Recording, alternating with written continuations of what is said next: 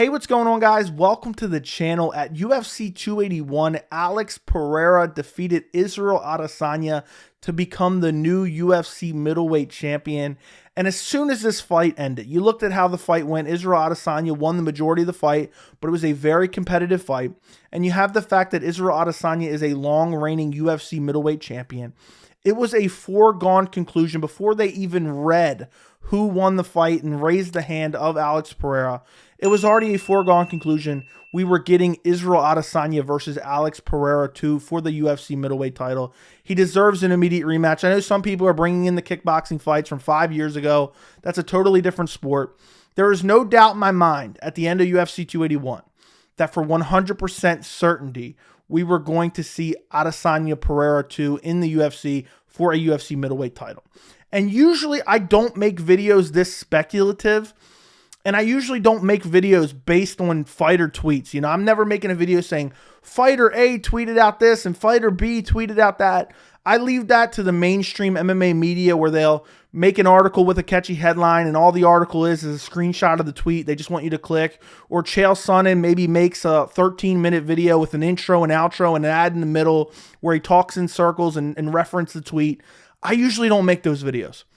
But something Khamzat Chimaev tweeted today led me to a theory that I think there is an actual possibility that we get Khamzat Chimaev versus Alex Pereira for the middleweight title.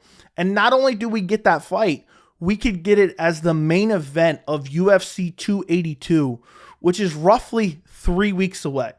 Now, to explain, how I came to this conclusion, and again, this is all speculation, and also, I'm not saying this is definitely going to happen. I just think there is an actual chance that it happens. Let me set up this scenario for you. So first off, Khamzat Chimaev, when he came into the UFC and he fought like 3 times in a couple weeks, Khamzat Chimaev became a massive name in the UFC, immediately popular. And what the UFC tried to do before Khamzat Chimaev even fought anyone of note, they tried to book him a fight against Leon Edwards, who was ranked at the top of the division, who was razor close to a title fight. He wasn't the champion at the time. I'm talking the end of 2020. And the reason they wanted to do that is because they saw the star power of Khamzat Chimaev. And they said, you know what? We're going to skip over all these contenders. If he can go out there and beat Leon Edwards, we will give him a title shot. And that's why they booked it for December. It got canceled because I think Hamzat and Leon both got sick. Then it got rebooked for the end of January. It got canceled again because Leon Edwards was sick. Then it got rebooked for March. Actually, January, I think it was because Hamzat, actually. And then it got rebooked for March, and Hamzat had to pull out again because he was sick. The reason they booked that 3 times is because they wanted to get Khamzat Chimaev in a title fight. They believed in his skill set, and they believed that he had star power within the UFC, which anyone watching at the time, you could just tell Khamzat Chimaev was on the way to become a star. And I know he hasn't maybe realized that full potential yet, but he's pretty much there at this point. It's pretty much proven. And what was going to happen this year, and it all got debacled, and this was the UFC's plans, and Khamzat Chimaev is a part of it, but also you have Adesanya and Usman are a part of it, was at some point in 2022, the UFC believed we are going to have Khamzat Chimaev fight for a UFC title, whether it be the welterweight title or whether it be the middleweight title. And all those plans got completely destroyed.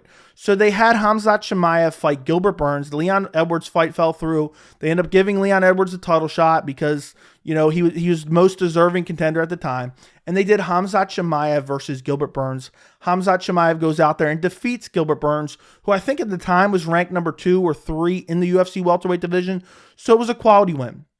After he won this fight, it was basically, Khamzat Chimaev is probably getting the next title fight if Kamaru Usman defeats Leon Edwards. Well, we all know what happened in that fight. Kamaru Usman wins the majority of the fight, and then he gets KO'd in the 5th round. Unbelievable. Beautiful head kick KO by Leon Edwards. So now we know, okay, well, they're booking Kamaru Usman versus Leon Edwards 2 now, or 3 actually. That's a trilogy fight because they fought earlier in their careers. But Usman's definitely getting an immediate rematch. Then you have UFC 279. That was at UFC 278 where Usman got knocked out. Then you have UFC 279 where they're like, all right, we're booking Khamzat Chimaev versus Nate Diaz. We don't like what Nate Diaz is doing. We want to use him as a sacrificial lamb, help build some more star power to Khamzat Chimaev, and also give him an easy win, and also brutalize a guy who wants to fight out his contract. And we have the whole debacle that is UFC 279. Khamzat Chimaev misses weight for the main event against Nate Diaz. And I know Hamzat missed by a substantial amount of weight. I can't remember if it was 8 pounds, 9 pounds. But let's be very clear. If Khamzat Chimaev missed by 0.1, Nate Diaz wasn't taking that fight, okay? They knew the writing was on the wall. Nate Diaz knew he was going to get smashed by Khamzat Chimaev. The UFC knew. All the fans knew. The only people denying it are Nate Diaz cultists. And basically, now we get this huge rearrangement of the card, and you end up getting Khamzat Chimaev versus Kevin Holland at a catchweight, because Kevin Holland was on short notice against Daniel Rodriguez because they needed to add some more fights to the card. Anyway, Khamzat Chimaev fights at a catchweight. I can't remember. I think the catchweight was at 180 pounds. And Hamzat goes out there and absolutely destroys Kevin Holland. And then there's some talk, okay, well, maybe we get Khamzat Chimaev versus Israel Adesanya. Because Israel Adesanya, after Alex Pereira, there's really no other contender. Adesanya will have cleared out the entire division. They fast-tracked Alex Pereira to a middleweight title shot because there's nobody left in the division. Israel Adesanya has defeated everyone. And then you add on that the layer where Hamzat missed weight. You got to wait for Usman versus Leon to rematch. It just kind of made sense. Okay, maybe if Adesanya beats Pereira, we do Adesanya versus Chimaev for the middleweight belt in, early 2023. That was the thinking behind that. That was never 100%, but that's what the UFC was thinking behind the scenes. And what happens with that fight? Israel Adesanya goes out, wins the majority of the fight, and then gets brutally standing TKO'd by Alex Pereira. And immediately following the fight, Khamzat Chimaev is calling out Alex Pereira, saying, I want to fight Alex Pereira in Brazil. I think he said something like easy money at one point in time. And he's just been calling out Alex Pereira since he won the belt over Israel Adesanya at UFC 281.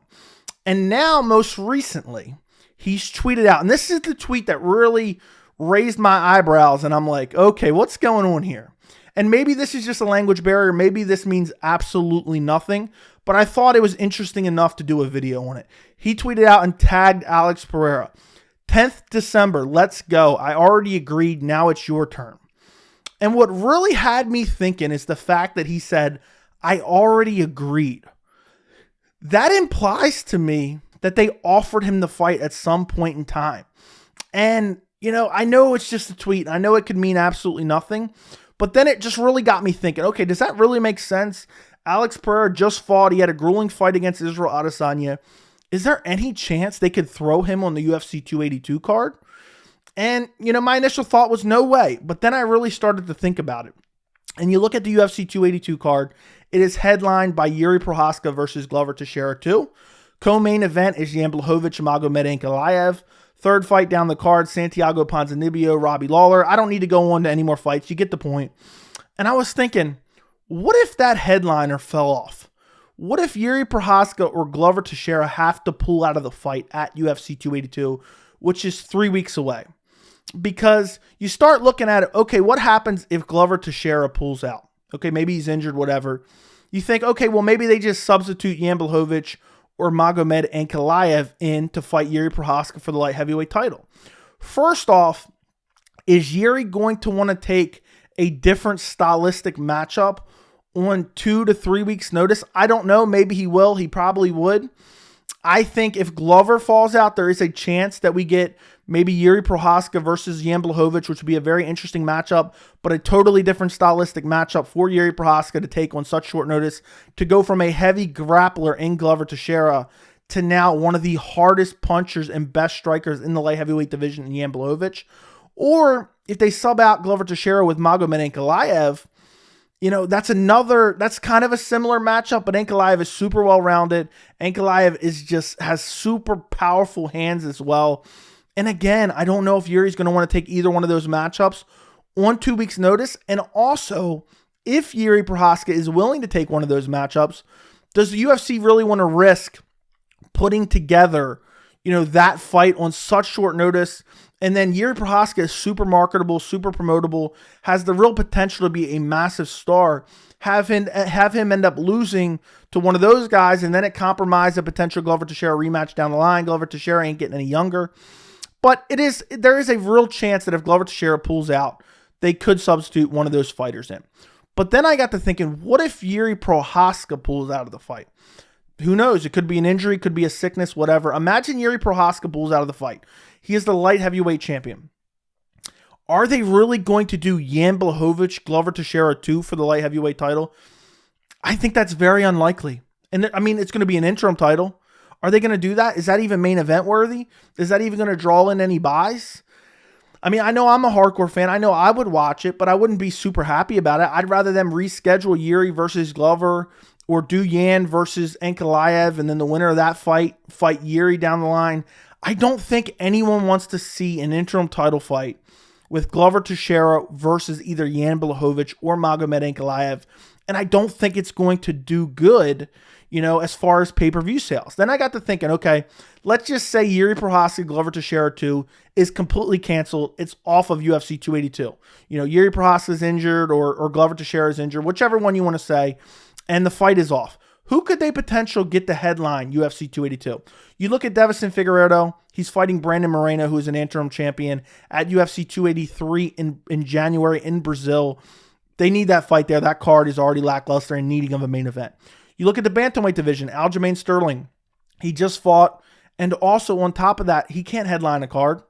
Then you look at featherweight, Alexander Volkanovski. He has a fight at 284 against Islam Makhachev, who is the lightweight champion. So Islam Makhachev can't step in. Then you have welterweight, Leon Edwards. He's fighting Kamaru Usman next year in a rematch, and it's probably going to be in London. There's no way they're just randomly throwing that fight on the card. Then you look at middleweight, Alex Pereira, which we're going to talk about here in a second. Light heavyweight's obviously Jiri Prochazka. Heavyweight is Francis Ngannou. And Francis Ngannou's not returning till early next year. He had ACL injury. And, of course, none of, not Amanda Nunes, not Wei Li Zhang, not Valentina Shevchenko, none of them can headline a card on their own. I mean, I guess they could, but it's not going to do very good business-wise for the UFC.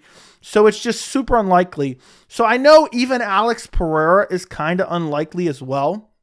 But the reason I think it could happen as the main event for UFC 282, because one, that is a massive fight that would sell. Two, I think both Khamzat Chimaev and Alex Pereira are both absolute savages, and I think both of them would be willing to take the fight. And you say, okay, well, you said the UFC isn't going to want to jeopardize a big fight down the line for these other fights, Usman, Leon 2, and whatnot. Why would they jeopardize a massive Israel Adesanya versus Alex Pereira 2 fight? Well, I'll answer that question. No matter who comes out on top, if Khamzat Chimaev fights Alex Pereira at UFC 282 for the middleweight title, it's still a massive fight in the future, the very next fight, because you either do a rematch of Chimaev versus Pereira, now they get a full camp, or you do the winner, whether it's Chimaev or Pereira versus Adesanya. And that's a massive fight as well. Imagine Chimaev's defending the middleweight title against Israel Adesanya, or you may get Pereira versus Adesanya 2 anyway if he's able to defeat Khamzat Chimaev. So no matter what happens, the next fight down the line would be a huge fight. And then you'd have that trio where you could still run it back. Even if, let's say, Khamzat Chimaev beats Pereira on short notice and then goes fights Adesanya, and maybe he beats Adesanya, or maybe Adesanya wins, you still have that opening for Pereira to fight for the title again. Now Israel Adesanya as the champion again, and looking to see if he can take the belt off him again, which would be absolutely incredible. Now, do I think this is super likely? I think it is plausible. I think it could realistically happen. I laid out all the reasons right there. No matter what would happen in that scenario, they would still have a massive fight for UFC 282, and they'd still have a massive next middleweight title fight. But do I think it's super likely to happen? No, I don't think it's super likely to happen. But one thing I want to mention is when the UFC is having issues with the main event, and I'll give an example right now, Nate Diaz versus Khamzat Chimaev. They are known to send out bizarre contract fight offers just to set in place backup plans. I.e., when Khamzat Chimaev missed weight, they contacted Dustin Poirier. Poirier was ready to fly in and fight Nate Diaz on 24 hours notice and weigh in at 170. And the UFC called him and they offered him the fight. It ended up not happening, but there's been multiple examples of that in the past. I can't think of any more off the top of my head, but it's not out of the realm of possibility that something, is in jeopardy with the UFC 282 main event. And now they're throwing out feelers because there's not a lot of star power to potentially headline this big card in Vegas, because Conor McGregor's gone until next year. Nate Diaz is gone out of his contract. Really, it's Khamzat Chimaev.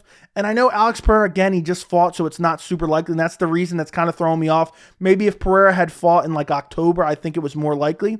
But I think Pereira is just crazy enough to say, you know what? I'll take Khamzat Chimaev on 3 weeks' notice. I'll get a big paycheck. And even if he doesn't, and let's say the UFC doesn't do it, I wonder if there's a possibility. The only other fight I can think of as main event worthy for UFC 282 is a Khamzat Chimaev versus Colby Covington fight. And I know it wouldn't be for a title, but that is a massive fight. That's a fight that all the fans want to see. And I mean, could you imagine, even in 2 weeks, could you imagine the buildup for Chimaev versus Covington? It's a fight Dana White has already said he wanted to put together.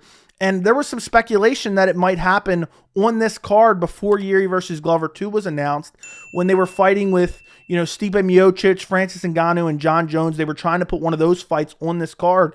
So I think there's a possibility. Let's say Jiri versus Glover's canceled. The UFC thinks about making Chimaev versus Pereira. That doesn't come to fruition for whatever reason, or they decide against it. I think there's a possibility they try to throw a lot of money at Colby Covington, maybe get Colby Covington out of witness protection just to show up at UFC 282 and fight Khamzat Chimaev. And they could say, okay, this is a #1 contender fight. Whoever wins this fight will fight the winner of Leon Edwards versus Kamaru Usman 3. It would be a big fight card. It would still move some pay-per-views, and it would have relevance in the division. So again, I don't think it's super likely that Khamzat Chimaev versus Alex Pereira gets announced for UFC 282 on December 10th, but I think it is a possibility. We'll have to wait and see. I'm praying that Jiri nor Glover are injured and pull out of this fight at UFC 282. So I'm really hoping that doesn't happen and none of this comes to fruition. But I just wanted to make a video in case something along these lines did actually happen at UFC 282. Let me know what you guys think about all this. Don't forget to like the video, and thank you so much for watching.